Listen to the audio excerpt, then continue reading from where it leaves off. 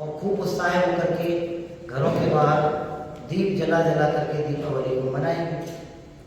ऐसे ही सब पर्वों के पीछे, त्योहारों के पीछे कोई ना कोई उद्देश्य स्थापित करते हैं, कोई ना कोई रूपक देकर के उनको मनाते हैं।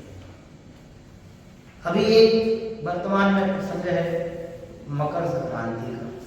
कौन सा पर्व आ रहा है? मकर संक्रांति। तो सबसे पहले हम पर्व शब्द को समझते हैं। पर्व माने क्या?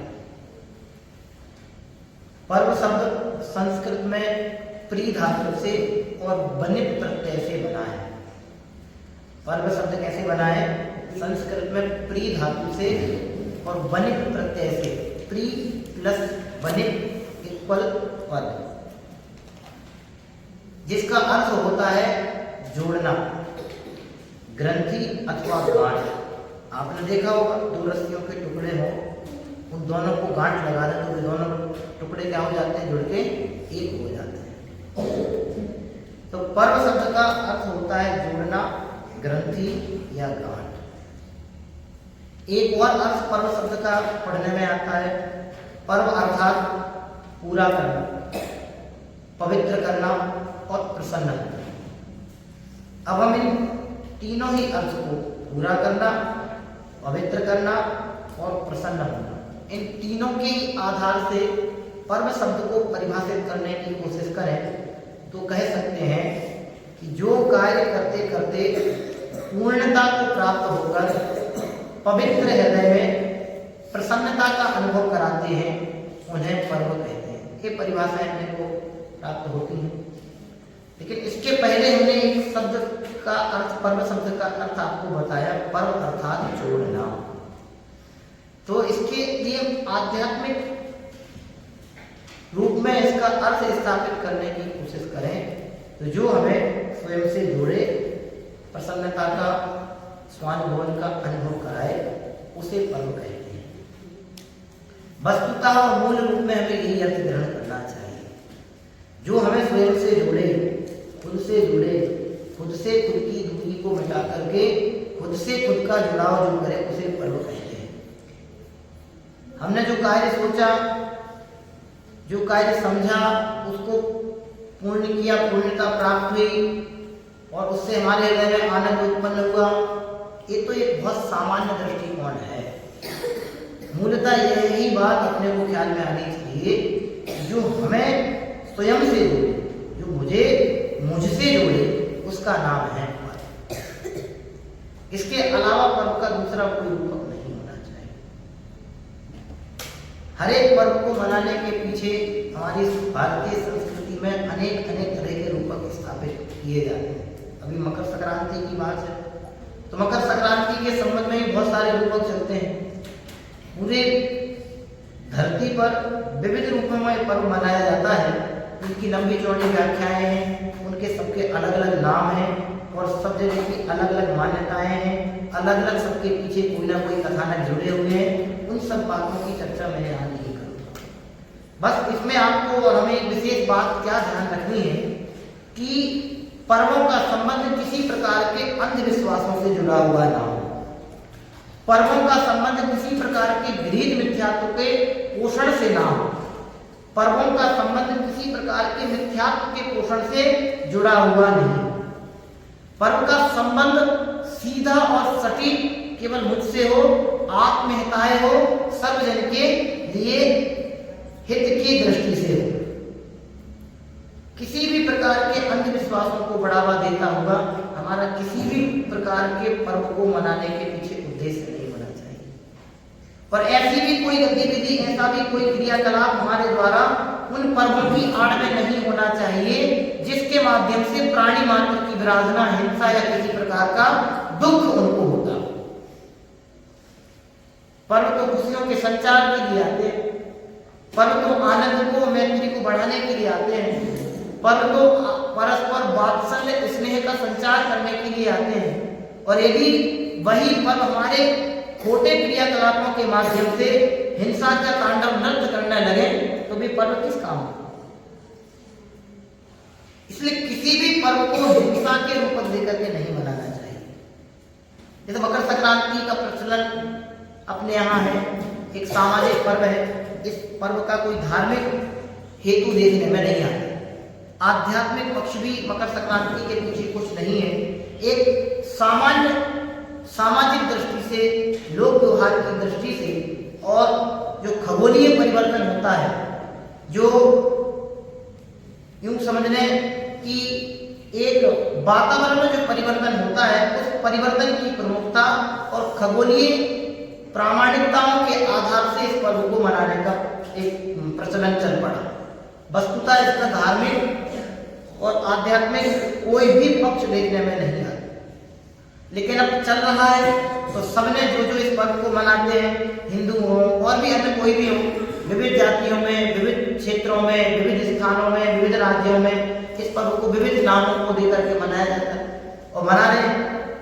उन सब से अपने को कोई ऐतराज नहीं है, किसी से कोई आपत्ति नहीं है और किसी के प्रति कोई खेद नहीं है, किसी के प्रति कोई अपना कमेंट नहीं है। बस बात इतनी है कि यदि पर्व है तो हम पर्व उत्साहित होकर के मनाते हैं, खुशियों के संचार के लिए मनाते हैं, आपस में आनंद बढ़े, मैत्री बढ़े, वात्सल्य बढ़े, इस उद्देश्य से पर्व मनाते हैं, तो फिर क्यों हम इन पर्वों में किसी ना किसी प्रकार की ऐसी विकृति को शामिल कर देते हैं जो अन्य किसी प्राणी मात्र के लिए दुखदायी हो जाती है। दीपावली के समय हम आतिशबाजियों का प्रयोग करते हैं तो वह प्राणी मात्र की हिंसा का कारण होता है। अनेक प्रकार की सामाजिक दुर्घटनाएं देखने में आती हैं, ऐसी भयावह परिस्थितियां देखने में आती हैं जिनके कोई अपने पास प्रॉपर समाधान तक दृष्टिभूत नहीं होती। कई बार ऐसी घटनाएं देखने में आती है कि आतिशबाजियों के प्रयोग के माध्यम से कई परिवार बिखर गए, परिवार का प्रमुख सदस्य उसमें मृत्यु की लपेटे में आ गए। ऐसी मकर संक्रांति पर्व के पीछे भी बहुत सारे रूपक सबने अपने अपने स्थापित करके रखे हैं। एक सामान्य जो प्रचलन है वह यह है कि तिल और गुड़ का प्रयोग, तिल और गुड़ का प्रयोग इस पर्व में होता है। इसका कोई धार्मिक रूपक नहीं है कि तिल करने से, हाँ स्थापित जरूर किए हैं वैदिक परंपरा में, वेद परंपरा में इन सबके रूपक सिद्ध किए हुए हैं। सनातन संस्कृति में सबको मानते हैं कि पूरी देह पे तिल को लपेट लें, तिल स्नान कर लें तो अपने सारे पाप धुल जाते हैं, या तिल लपेट के गंगा में स्नान कर लें तो सारे पाप धुल जाते हैं। यदि गंगा में स्नान करने मात्र से सारे पाप धुल जाते होते तो सारी धरती दिन रात पाप करो, अंत समय में जाके गंगा में डुबकी लगाए, सारे पापों से मुक्त हो जाए। इससे सरल समाधान दूसरा क्या हो? आप सोचो कि इस एक स्वच्छता की आड़ में कितने तरह के पापों को बढ़ावा मिलता है। लोगों की मान्यता में बैठ गए कि गंगा स्नान से या तिल स्नान से पाप दूर हो जाते हैं, तो बिल्कुल स्वच्छंद होकर पाप में प्रवर्तते हैं। दया, अहिंसा, करुणा, स्नेह, वात्सल्य, आपसी सौहार्द, सामंजस्य, परस्पर सेवा, समर्पण, सारे गुण प्रसन्नचित्त हो जाते हैं। तो ये एक प्रकार की विकृति को बढ़ावा देना है। पर्व का प्रयोजन हमने स्थापित किया जो प्रसन्नता को बढ़ाए, उसे पर्व करते हैं, कहते हैं। लेकिन जो हमारे या अन्य हम जैसे अन्य प्राणियों के दुखों में निमित्त बन जाए, उन्हें पर्व भला कैसे कहें, या उन गतिविधियों को बढ़ावा देकर के उन्हें पर्व से कैसे जोड़ें? इसलिए मकर संक्रांति जो एक पर्व चल पड़ा है, इस पर्व का संबंध जहां जैसे स्थापित किया, उनके वास्तविक जो मूल हेतु है उनको समझने से अपन को वास्तविक इनका मनाने का औचित्य क्या है, इन पर्वों को कैसे मनाना चाहिए, इसको समझने का प्रयास करना चाहिए। एक और इसमें मकर संक्रांति में विकृति शामिल हो चुकी है, बहुत प्रचलन में है, माजे के प्रयोग करके पतंगों को उड़ाना। कदाचित एक लाभ आप स्वास्थ्य की दृष्टि से कह सकते हैं कि सुबह ताजी धूप में उठ करके पतंग छत पे खुले आसमान में ताजी हवा में उड़ाने से हमारा स्वास्थ्य सही होता है। लेकिन भाई आप ये भी तो सोचो कि जिस स्वास्थ्य की वृद्धि के लिए लाभ के लिए आप पतंगबाजी करके धूप स्नान के लिए खड़े हो जाते हैं, स्वास्थ्य की दृष्टि से कदाचित हम उसको ठीक मान लें, लेकिन वो धूप स्नान बिना पतंग उड़ाए भी तो लिया जा सकता है, वो ताजी हवा बिना पतंग उड़ा करके भी तो ली जा सकती है। और भी धूप स्नान के ताजी हवा लेने के बहुत सारे साधन हैं, लेकिन हम पतंग उड़ा करके मनोरंजन की दृष्टि से पतंग उड़ाते हैं, एक दूसरे के पतंगबाजी काटते हैं, ऐसे बोलते हैं उसकी काट दी, उसकी पतंग कट गई। तो काटना शब्द हिंसक शब्द है, हिंसक शब्दों का प्रयोग करके हम अपने मनोरंजन को बढ़ावा देना चाहते हैं। हिंसक शब्दों के प्रयोग से आनंद की वृद्धि नहीं, अपितु मन की विकृति को बढ़ावा मिलता है, मन में विकार को बढ़ावा मिलता है। हम जैसा बोलेंगे, जैसा सोचेंगे वैसा बोलेंगे, और जैसा बोलेंगे वैसा हमारे दिमाग में चलेगा। हम काटेंगे काटेंगे, काट दी, काट दो, लूट लो, ऐसे शब्द बोलते पतंगबाजी में सब, लूट ली, काट दी, ये तो सब विकृति को बढ़ावा देने वाले भाषिक शब्द हैं। चलो कदाचित हम ऐसा भी मान लें कि ये तो कहने मात्र से दिमाग में नहीं सोचे, लेकिन भाई भाषिक हिंसा तो हो ही गई ना। अब आप प्राणी मात्र के प्रति देखो तो प्रातः काल में आकाश में स्वच्छंद आकाश में कितने पंछी विचरण करते हैं। वे भी तो अपने घर परिवार के भरण पोषण के लिए प्रातः काल में निकलते हैं, और हम यहाँ सुबह से पतंग उड़ाते हैं, बस बेचारे कितने पंछियों के पंख कट जाते हैं। देखो 20 वीडियो आपको मीडिया में मिल जाएंगे, पत्र पत्रिकाओं में घटनाएं मिल जाएंगी, कितने पंछियों की गर्दन धड़ से अलग हो जाती है, ऊपर से ऐसे उड़ते, उनको दिखता नहीं है माजा, और बस उससे टकराते हैं और गर्दन कट के 2 टुकड़ों में नीचे गिर जाते हैं। कितनी विरासना होती है पतंग उड़ाने से, कितना पाप अपने को लगता है, ये अपन सोचते हैं। ये एक विकृति गिना रहा हूं, मनुष्यों तक की घटनाएं देखने में आती। माझे के प्रयोग से इसकी गर्दन कट गई, पतंग के माझे से इसके गले में कट लग गया, कान कट गया, बाइक से जा रहा था, चलती बाइक का माझा उड़ के आया कहीं से, खत्म। कितनी घटनाएं देखने में आती हैं, आप उठा के देखो न्यूज़ पे। तो ये विकृति है, ये पर्व मनाने का सटीक हेतु नहीं है। इसलिए इन सब चीजों को हमें विशेषतः समझने की कोशिश करनी चाहिए। पर्व तो पूर्णतः कैसे हो, समस्त प्रकार के अंधविश्वासों से परे हो, पूर्णतः प्रायोगिक हो, और कैसे हो कि सर्वजन प्राणी मात्र के हित के लिए हो और एक दूसरे के लिए प्रेरणादायी हो। इन उद्देश्यों की पूर्ति से हमें पर्वों को मनाना चाहिए। सर्वजन हिताय की भावना हो पर्व मनाने के पीछे, प्राणी मात्र का कल्याण हो, सबको धर्म मार्ग मिले, ऐसी भावना से अपन इन पर्वों को मनाए तो ये पर्व अपने कुछ हितकारी साबित हो सकते हैं। अन्यथा तो जैसा हमारा दैनिक जीवन पाप में व्यतीत होता है, इन पर्वों की आड़ में भी हम पाप भावों को ही बढ़ावा दे करके अपने पापमय परिणामों को ही पोषण प्रदान करें। बात मकर संक्रांति की, तो मकर संक्रांति का मैंने आप सबके बीच में कहा है कि मकर संक्रांति पर्व का कोई धार्मिक हेतु नहीं है, कोई आध्यात्मिक पक्ष नहीं है। पर्व तो वही है जो कल हमारे कल्याण में निमित्त बने, जो हमें धर्म से जोड़े, जो हमें हमारे सम्यक्त से जोड़े, जो हमें हमारे सुख से जोड़े, जो हमें हमारे स्वभाव से जोड़े, उनका नाम पर्व है। अब इस पर्व का तो कोई रूपक ही देखने में नहीं आता, पढ़ने में नहीं आया। ये अभी आपसे एक बात कहती है, खगोलीय परिवर्तन मात्र है। इसमें सिंपल सा ये है, ज्यादातर पर्व अपने यहाँ चंद्रमा की गणना से निर्धारित होते हैं, लेकिन एक विशेष बात है कि मकर संक्रांति को सूर्य के परिवर्तन से जोड़ा गया है। कैसे कि सूर्य का धनु राशि से मकर राशि में प्रवेश होना, बदलना, संक्रांति माने बदलना, परिवर्तन होना, चेंज होना। तो सूर्य का मकर राशि से, धनु राशि से मकर राशि में प्रवेश होना, इसको बोलते हैं मकर संक्रांति। बस इतना सा लॉजिक है, और दूसरा कोई लॉजिक इसमें नहीं है। अब इसको ही कितना बढ़ावा अपन देते जाएं, वो सारी चीजें इसमें सम्मिलित हो जाती है। सूर्य का राशि 12 होती ना, धनु, मेष, वृश्चिक और भी मीन, ऐसी सब मिला के 12 राशियां होती हैं। ऐसी इन 12 राशियों में से एक धनु नाम की राशि होती है। उस धनु नाम की राशि में से सूर्य का मकर राशि में प्रवेश होना, बस इसको ही मकर संक्रांति बोलते हैं। इतना सा हेतु है, खगोलीय हेतु है, इसमें कोई धर्म का रूपक नहीं है, लेकिन इस परिवर्तन को एक परंपरा बनाकर के पर्व के रूप में स्थापित किया, और इसके विविध पक्ष स्थापित करके इसको विविध संस्कृतियों में, विविध समाज में इसको स्थान मिले, और सबने अपने अपने हिसाब से इसको नाम दे दिए। एक और इसमें धारणा चलती है कि ये जो पौष माह का समय होता है, उस दिन इसी दिन से सूर्य की उत्तरायण गति प्रारंभ होती है। इसके पहले दक्षिणायन, 2 गति उनकी दक्षिणायन और उत्तरायण। तो उत्तरायण गति उत्तर की ओर में आता है, तो उत्तरायण गति जब इसकी प्रारंभ मानते हैं तो इसी पर्व को उत्तरायणी पर्व भी कहा जाता है। कई लोग इस मकर संक्रांति को उत्तरायणी पर्व कह के भी मनाते हैं, लेकिन इसका कोई औचित्य नहीं है।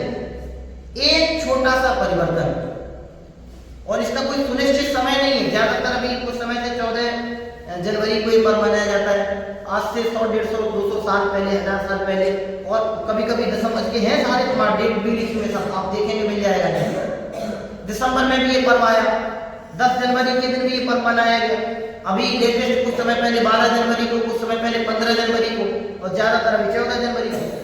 एक तो ऐसा पढ़ा था भी पुस्तक में कि 1000 वर्ष बाद ये पर्व और 14-15 तारीख को मनाया जाएगा।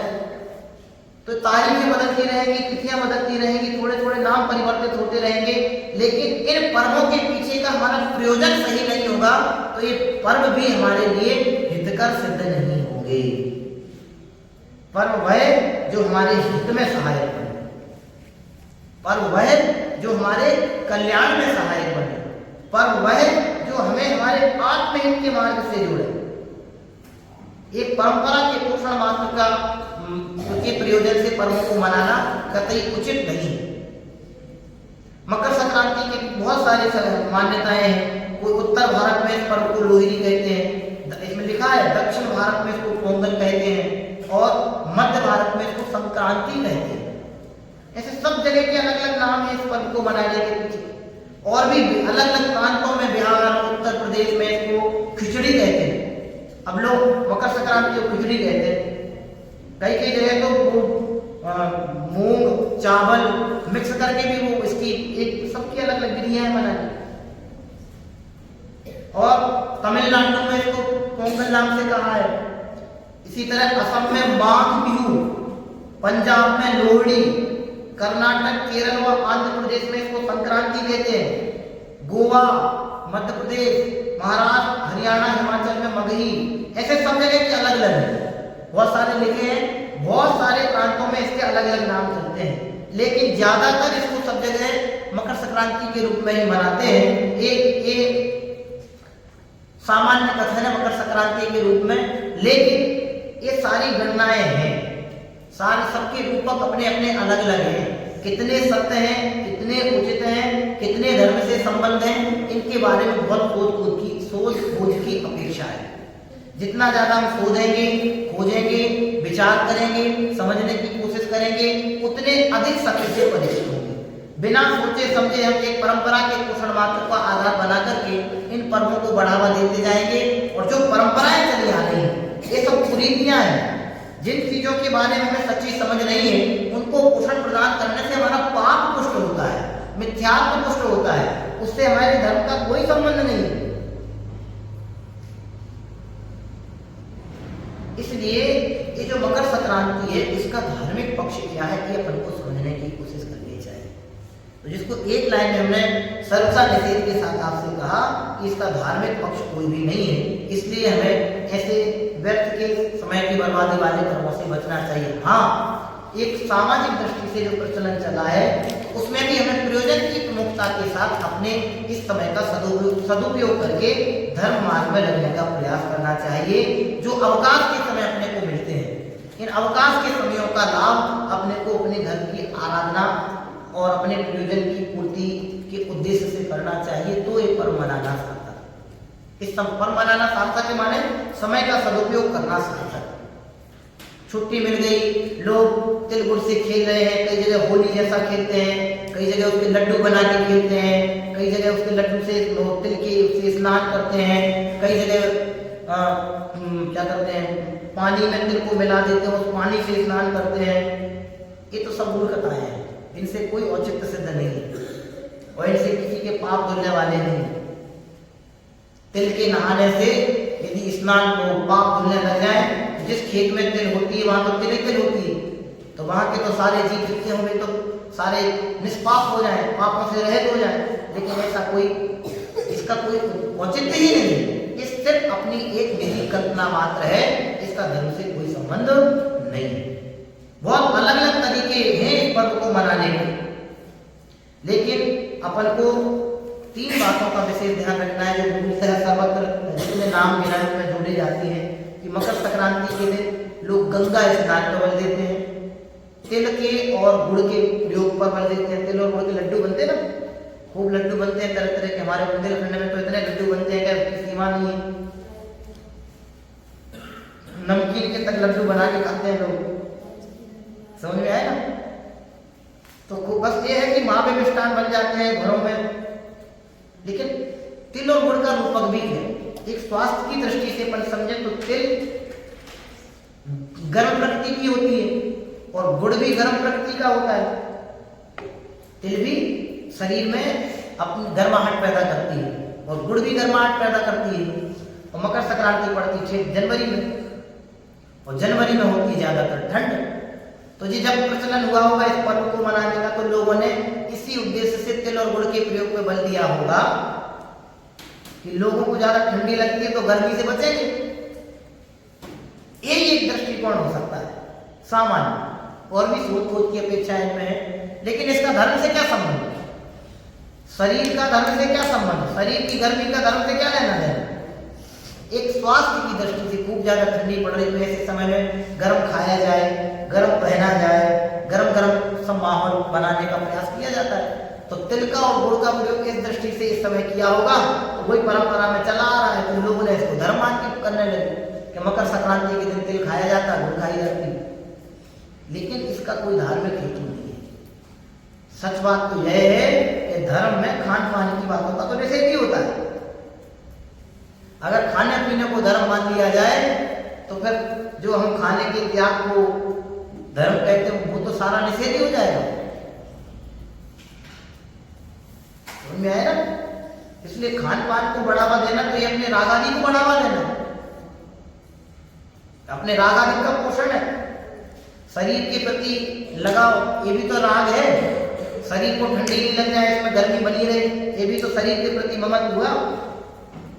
इसलिए जो क्या बोलते हैं इसको, तिल की और गुड़ की बात मकर संक्रांति से जुड़ी, इस दृष्टि से थोड़ी सी अपन को ठीक लगती कि चलो लोगों में ये बात कहीं से आई होगी, बहुत अधिक ठंडी पड़ रही होगी तो किसी ने इस बात का कहा होगा ये तिल और गुड़ खिला दो इसको, तो वहां से वो परंपरा चल गई होगी। मकर संक्रांति ये परिवर्तन का दिन और उस समय वो खिला दी, तो परंपरा आज तक चली आ रही है। लेकिन इसका धार्मिक हेतु कुछ नहीं, धर्म का इससे क्या संबंध? कुछ नहीं। धर्म तो कहते ही उसे है जो हमें उत्तम सुख में धर्म दे। अब ये तो तिल और गुड़ खाने से उत्तम सुख की प्राप्त होती तो फिर तो सारे काम मजे ही मजे, खाओ पियो और स्वर्ग जाओ मतलब सुख पाओ। लेकिन खाने पीने से सुख नहीं होता है। अधिक खाने पीने की लालसा तो हमारी गर्दता और प्रमाद को बढ़ावा देती है, और प्रमाद से पाप का पोषण होता है। प्रमाद पाप ही। इसलिए ये जो गंगा स्नान, तिल गुड़ खाने की परंपरा, ये धर्म के रूपक नहीं है। आप सोचो कि गंगा स्नान से भी एक बार गंगा स्नान से आप मुक्त होया जाता होता तो गंगा में रहने वाले सांप, मगर, कछुए और छोटे छोटे जीव वे तो सब भगवान बने बैठे होते। लॉजिक है कि नहीं है? कितने जीव, असंख्यात अनंत जीव उस पानी में रहते हैं। जल का एक स्वयं जीव, उन्हें तो फिर खाने पीने भी तो सब संतों से सुखी बने रहते। लेकिन ऐसा देखने में नहीं, वे तो प्रति समय नहाए बैठे ना, उसमें डूबे हुए बैठे गंगा के पानी में। तो 1 घंटे नहीं, अपन कितनी देर नहाएंगे गंगा में जाए? कितनी देर नहाएंगे? 1 घंटा, 2 घंटा, 4 घंटा, 6 घंटा। लेकिन वे तो 24 घंटे उसमें बैठे, फिर उन्हें तो पाप लगने नहीं चाहिए। लेकिन भैया इसका कोई औचित्य नहीं, परंपरा चली आ रही है, जिसको जोड़ दिया है किसी न किसी उद्देश्य से, किसी न किसी रूपक दे दिए अपनी अपनी निजी कल्पनाओं के आधार से, या यूं कहें अपने अपने राग और मानी की पुष्टि के लिए। इनका कोई धार्मिक पक्ष नहीं। इसलिए अपने को यहाँ से समझना चाहिए कि गंगा स्नान, तिल गुड़ का सेवन, और एक और जो मैंने भी आप सबके बीच में बोला, पतंग उड़ाना खूब अच्छा लगता है। अब मकर संक्रांति के समय कभी भी उड़ा लो पतंग, लेकिन कितनी पतंगबाजी होती, हजारों लाखों करोड़ों लोग ऐसे पतंग उड़ा रहे हैं। कितनी, अरे उड़ाते उड़ाते छत से बच्चा गिर जाता है, उसकी खुद की विराधना, कितनी घटनाएं आलोक पड़ते हैं। इसलिए कोई धार्मिक रूपक नहीं है, इनसे पाप आदि के धुलने का कोई प्रयोजन नहीं है। ये तो एक सामान्य परंपराएं हैं जो चली आई हैं, कहीं ना कहीं किसी न किसी कारण से जो स्थापित हो गई और चलती आई हैं। इनका धार्मिक कोई पक्ष नहीं है कि हमारे प्रयोजन की पूर्ति में कतई सहायक सहयोगी नहीं है। ऐसा समझ करके हमें अपने धर्म अध्यात्म के बढ़ावा पर बल लेना चाहिए कि कैसे हम इन समस्त यही तो बहुत बड़ा पुरुषार्थ है कि जो समाज में विकृत परंपराएं चली आ रही हैं, उन परंपराओं की अस्वीकृति, इसमें बहुत बड़ा पुरुषार्थ है, इसमें बहुत बड़ा धर्म है। परंपराओं का पोषण करते हुए आगे बढ़ना, इसमें कौन सी बड़ी बात है?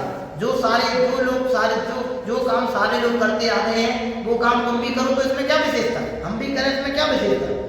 लेकिन जो काम किसी ने नहीं किया वो काम हम करके दिखाएं तो उसमें विशेषता है। जो विकृत परंपराएं चली आ रही हैं, उन परंपराओं के पोषण से तो हमारे पाप ही प्रवर्तते हैं, पाप ही पोषित होते हैं।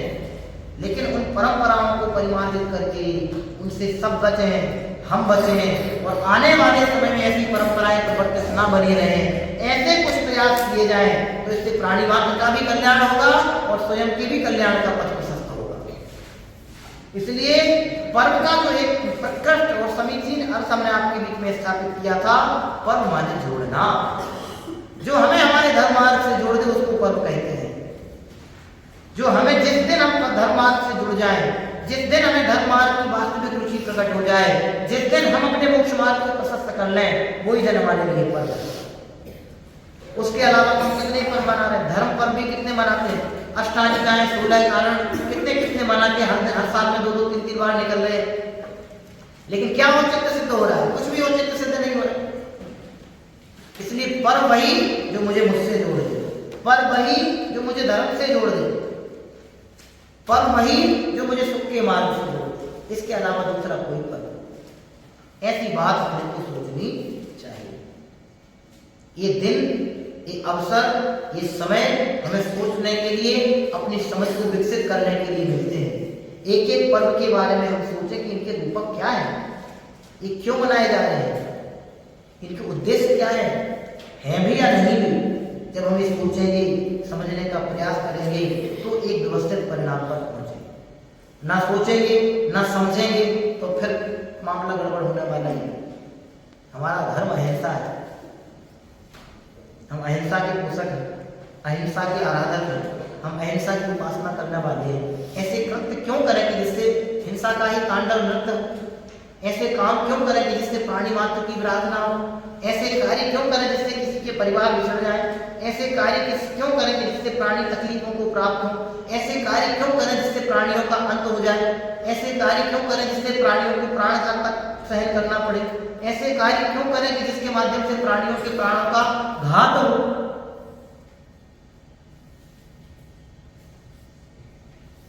इसलिए बहुत अच्छे से सोचना कि जिन पर्वों को मनाने से हम अहिंसा का पालन नहीं कर पाए, वे पर्व हमारे लिए पर्व नहीं है।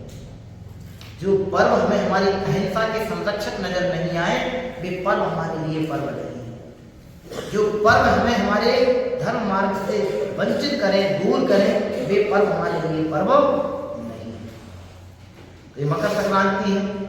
संक्रांति का हमने आपको अर्थ बताया था, परिवर्तन।